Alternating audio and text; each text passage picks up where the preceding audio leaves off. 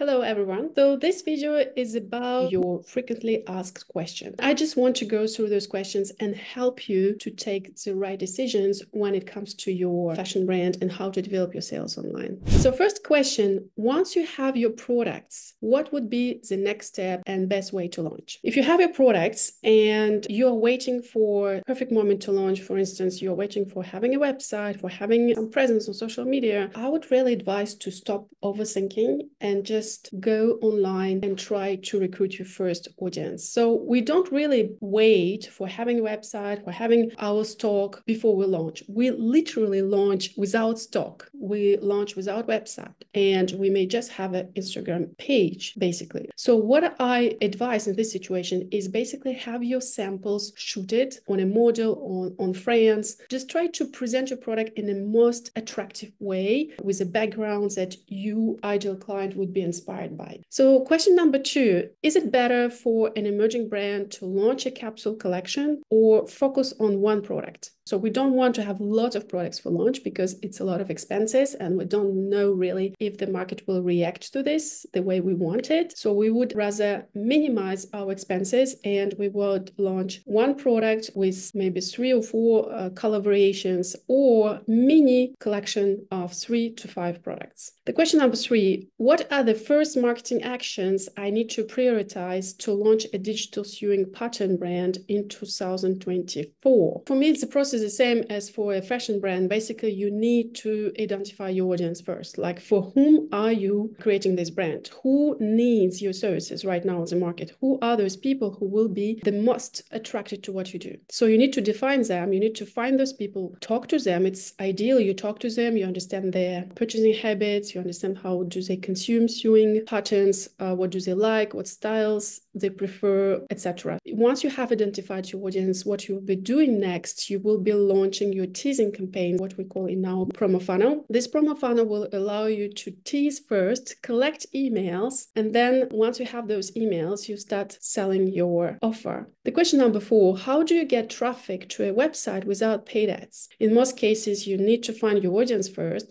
and you need to prove that this audience will buy from you organically, because once we have this proven record, we can then create an ad that will help us to recruit more people like them. I would say that in 2024, we need a little bit more connection to a brand before we decide to commit, right? The question number 5, how can I prevent failure in my brand through the initial years? You need to launch with a plan. What I have noticed, most people will launch a brand without any plan, how to recruit their audience, how to sell. So the only one plan that they have is I will buy some stock, then I will have a website, and then I will have an Instagram account. Okay, so what? Where are the sales? What is your plan to have sales? To have like a sales machine, traffic machine, how you will drive traffic towards your website, how you will convert these people into clients. So what is the plan? So if you want to prevent your brand from failure, I would advise to start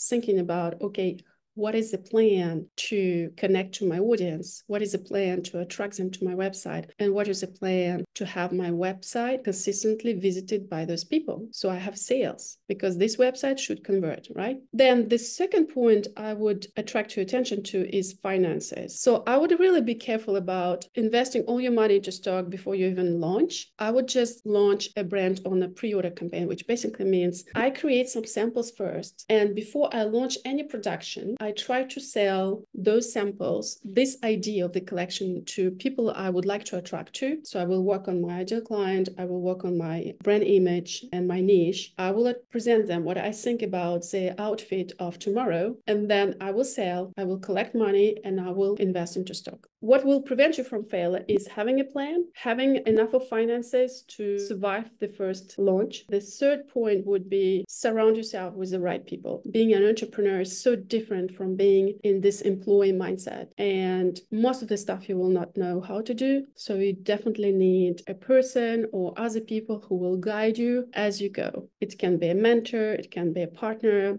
a circle of people that you trust. But there's one but. Don't listen for everyone's advices. And this is so common, a common mistake that people do. They just listen a friend and then another friend.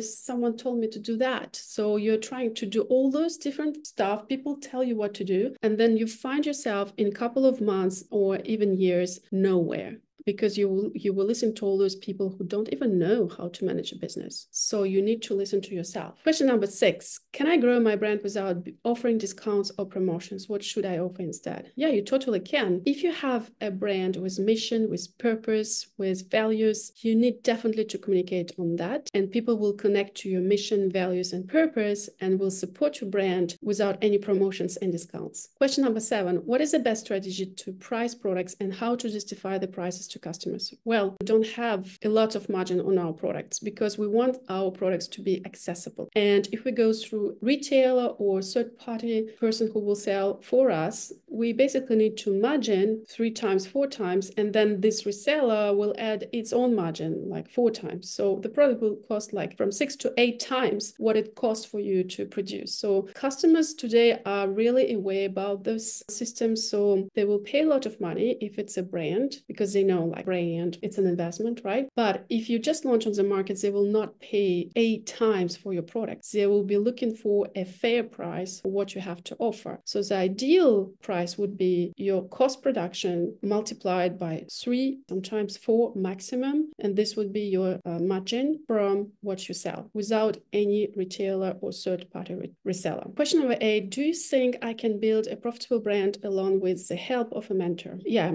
I think you will do. If you launch today as a solo entrepreneur, you don't have any help from any kind of people, it will be difficult for you to survive. But choose your mentor carefully. I mean, choose people who already did it before. Don't go with people who just sell all those marketing courses, e-com business, Facebook ads. Especially if you're in fashion, you need much more than that. You need the whole systems in place, and you need to understand what your brand is about and how you can present it with a relevant brand image to your ideal consumer. And this is what most brand owners will ignore, because they will just go straight forward to Facebook ads or traffic. And in fashion, it doesn't work, because in fashion, what works is a brand, a concept that is relevant to their potential clients, which is potential audience you want to address, and understanding how you can attract those people through the relevant brand image that they connect to and that they find desirable and attractable to purchase from you, right? So you need to install those systems first, then you need to install your sales machine, then you need to install your traffic machine. So all these cannot be done if you're just here alone trying to create your collections, because there is a big part of knowledge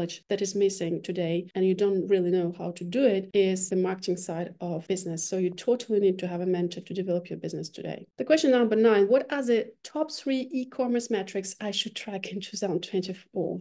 Totally conversion rate on your website, which should be at least 1%. Basically, it's all visitors who have visited your website, and out of those visitors, how many bought from you. So I will track, for instance, how many would add to cart. I need to have at least 5% of ads to cart. And from ads to cart, how many goes to purchase? It should be at least 1%. So add to cart conversion rate, purchase conversion rate. And then the third would be, totally ROAS, like CPA, cost per acquisition, like how much does it cost for me each client? This is something you need to understand, because if you understand that, you can better invest into your Facebook ads, or you can optimize better your Facebook ads. So a CPA, cost per client, and then ROAS. What is a global return on investment on your marketing investment into your brand? It can be Facebook ads, but it can be also email marketing. It can be also SEO. So it's not just my investment into Facebook ads and then whatever else I just ignore. It's really like amounts I invest into Facebook ads, but then all the sales that come back to me from email, organic, or ads would count as a whole, and then I will just extract from that my spend on Facebook ads. And this is how I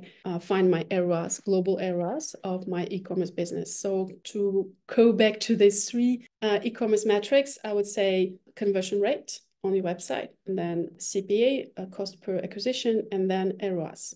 And the question number 10, what is the best advice for people who haven't started their business yet? The best advice would be just do it. If you haven't started business yet and you think about it, you just lose your time. You just need to start. Whatever it can be, start with something. Like start with writing down your action plan. What would I do if I need to start my business tomorrow? And just start doing this. Because when you are in, you will find the answers. If you're out, you just think about it, you will just be where you are stuck at this time and moment and not achieving anything. So just start doing, and then you will figure out how to find solutions to your answers. That's it, guys. So comment below your questions. I will take them and I will create another video. I will reply to all your questions. Thanks, guys, for watching. And please don't forget, if you like this kind of videos, just subscribe and like the video. See you in my next one. Bye.